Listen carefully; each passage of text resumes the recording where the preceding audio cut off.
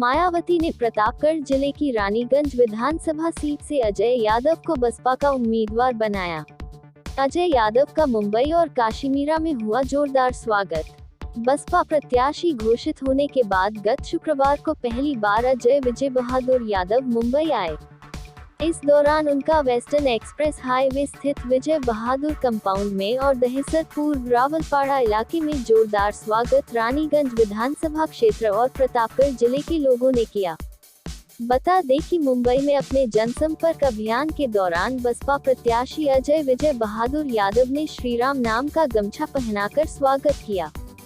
उन्होंने इस अवसर पर रानीगंज विधानसभा क्षेत्र के लोगों को आश्वासन दिया कि यदि वे चुनाव जीतते हैं तो प्रतापगढ़ जिले की अधूरी विकास योजनाओं को पूरा करने का काम करेंगे।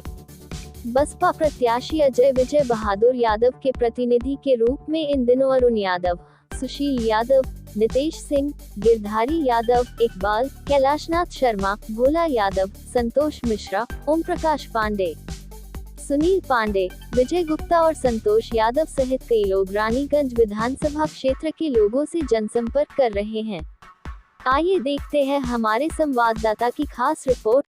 जी, आप रानीगंज सीट से 225 से चुनाव लड़ रहे हैं। आपकी प्राथमिकता क्या रहेगी विधानसभा के विकास को लेकर? मेरी प्राथमिकता यही रहेगी कि मैं लोगों के बीच में जाऊं, उनकी बातें सुनूं और लोग क्या मेरे से उम्मीद करते हैं। मैं एज एन उम्मीदवार हूं तो मैं चाहता हूं कि लोग भी अपनी बात बताएं, उनसे वो क्या चाहते हैं। अभी जैसे मैं जा रहा हूं, अलग अलग क्षेत्र में अलग अलग समस्याएं, हर विधानसभा के हर ग्राम सभा की अलग अलग हैं। कहीं पे सड़कों की समस्याएं, कहीं पे नल की समस्याएं, जो बेसिक समस्याएं लोग चाहते हैं, जो उम्मीदवार से जो उम्मीद करते हैं कि हमारा उम्मीदवार चुन के आए और ये चीज़ें होनी चाहिए। ये मैं देख रहा हूँ विगत विधानसभा में। मैं यही उम्मीद करता हूँ कि उनके उम्मीद पे मैं कितना खरा उतर सकता हूँ।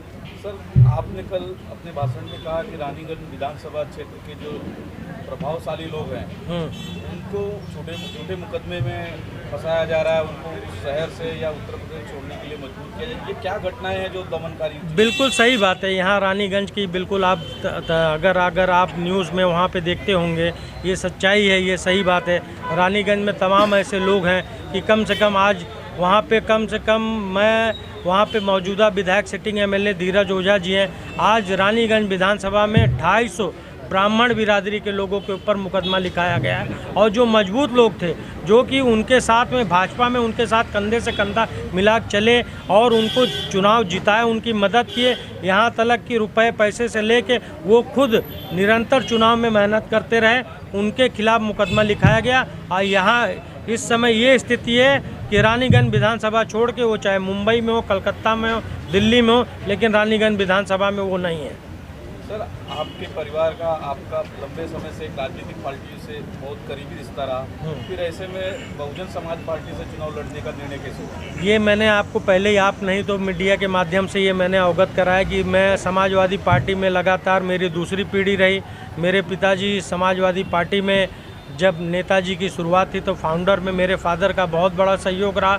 मैं समाजवादी पार्टी से 2012 में भी मैंने दावेदारी की थी, लेकिन राष्ट्रीय अध्यक्ष जी अखिलेश जी से आश्वासन मिला था कि बिल्कुल आपके बारे में सोचा जाएगा, अजय अभी आप मदद करो।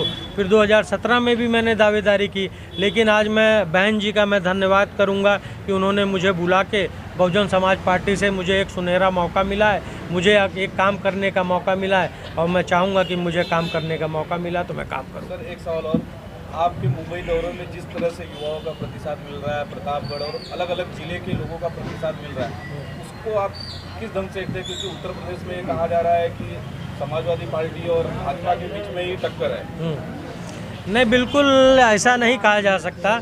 मैं तो ये चीज़ नहीं मानता हूँ, क्योंकि यहाँ आप लोगों को लगता होगा सोशल मीडिया और ये तमाम चीज़ें, हमारी बहुजन समाज पार्टी आप देखे होंगे कि कभी ऐसे यथा स्थिति में नहीं रही। आप संसदीय के चुनाव में देखे होंगे, उस समय भी समाजवादी पार्टी की बहुत लहर थी, लेकिन बहुजन समाज पार्टी उससे ज़्यादा चुनाव में सीट निकाल के ले आई।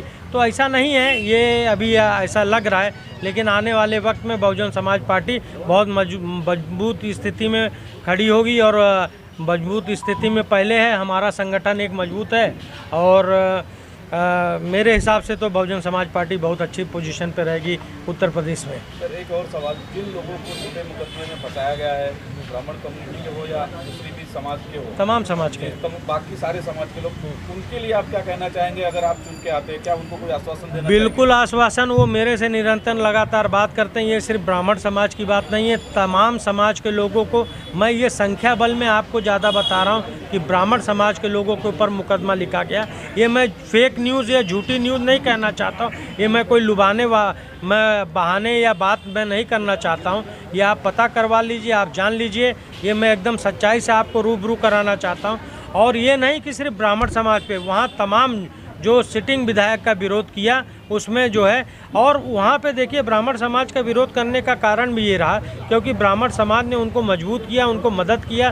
धीरज ओझा जो वहाँ पे जिला पंचायत थे, वो इस स्थिति में नहीं थे कि वहाँ चुनाव लड़ने की स्थिति में थे, तो उनके हाथों को लोगों ने मजबूत किया और आज विधायक बनाया, तो उनके लोगों ने उनको बना के मजबूत करके आज इस स्थिति में ले आए, इसलिए जाके वो आज विधायक बने। विधायक बनने के नहीं, पार्टी ने उनको टिकट जरूर दे दिया, लेकिन बनाया समाज ने, लोगों ने बनाया। और सिर्फ ब्राह्मण समाज नहीं, उनके तमाम ऐसे लोग थे।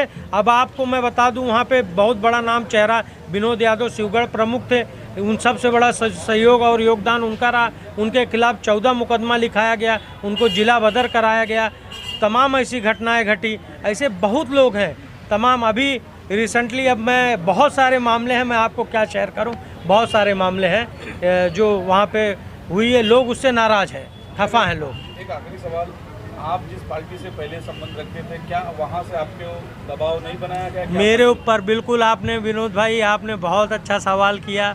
मेरे ऊपर बहुत दबाव बना, आज भी दबाव बन रहा है कि समाजवादी पार्टी से पारिवारिक संबंध है। बहन जी ने भी ये मेरे से सवाल किया कि आपका पारिवारिक संबंध है और आप समाजवादी से, बहुजन समाज पार्टी से आप चुनाव क्यों लड़ना चाहते हैं। हमने कहा हमको प्रयास किया, हमने मौके की तलाश की, लेकिन मुझे मौका नहीं। अगर आप मौका देती तो मैं चुनाव लड़ूंगा। तो समाजवादी पार्टी से मेरे गहरे रिश्ते रहे, मैं ये छुपाना नहीं चाहूँगा, आपको बताना चाहूँगा।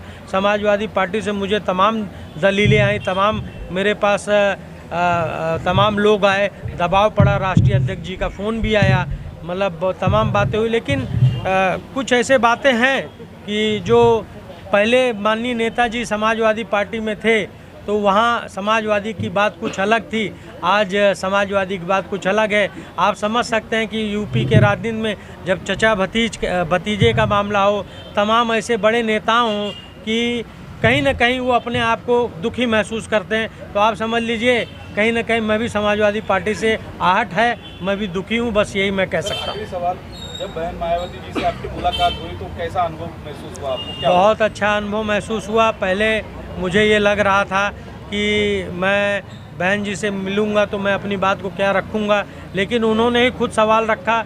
उन्होंने कहा कि मैं, अगर आप, क्योंकि पहले ही वहाँ पे अशोक सिद्धार्थ साहब सांसद जी और हमारे वहाँ पे मंडल कोऑर्डिनेटर 5 लोग मेरे पास आए, मेरे अस्पताल पे, मेरे ऑफिस पे बैठे, उन लोगों ने मीटिंग किया।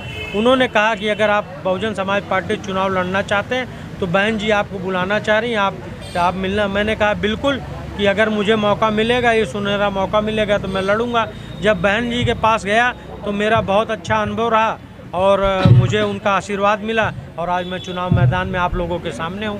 सर ऐसा सुनने में आया कि आपने बहन जी से ये भी कहा कि बसपा में उम्मीदवार घोषित हो जाते हैं, बाद में टिकट कट जाता है, ये क्या? सही बात है, बिल्कुल आप सही कह रहे हैं। ये मैंने बहन जी के सामने कहा कि बसपा में उम्मीदवार कभी कभी ये होता है, तमाम ऐसी चीज़ें, लेकिन वो ऐसी सिचुएशन में होता है जब वहाँ पे जो टिकट के दावेदार होते हैं, जब वो घोषित नहीं होते, वो दावेदारी में रहते हैं, तब उनका टिकट कट होता है। मैंने ये बहन जी को, क्योंकि मेरे लिए भी एक नया एक्सपीरियंस था, मैं समाजवादी पार्टी से बहुजन समाज पार्टी में गया तो मेरे लिए एक नया अनुभव था, तो मेरी बात रखना अपने लिए बहुत ज़रूरी थी। उन्होंने खुलेआम कहा कि खुले मन से, खुले विचार से अजय तुमको जो कहना है आप कहिए। तो मेरे मन में ये भावना थी कि मैं अपनी बात को रख दूँ कि भाई ऐसा ना हो कि मैं समाजवादी पार्टी से मैं बहुजन समाज पार्टी में आ रहा हूँ और मैं टिकट अगर मुझे दिया जा रहा है, कल ऐसा ना हो कि मेरा टिकट कट जाए, तो ये मेरे लिए थोड़ा सा अपमानजनक होगा। तो ये बात मैंने कही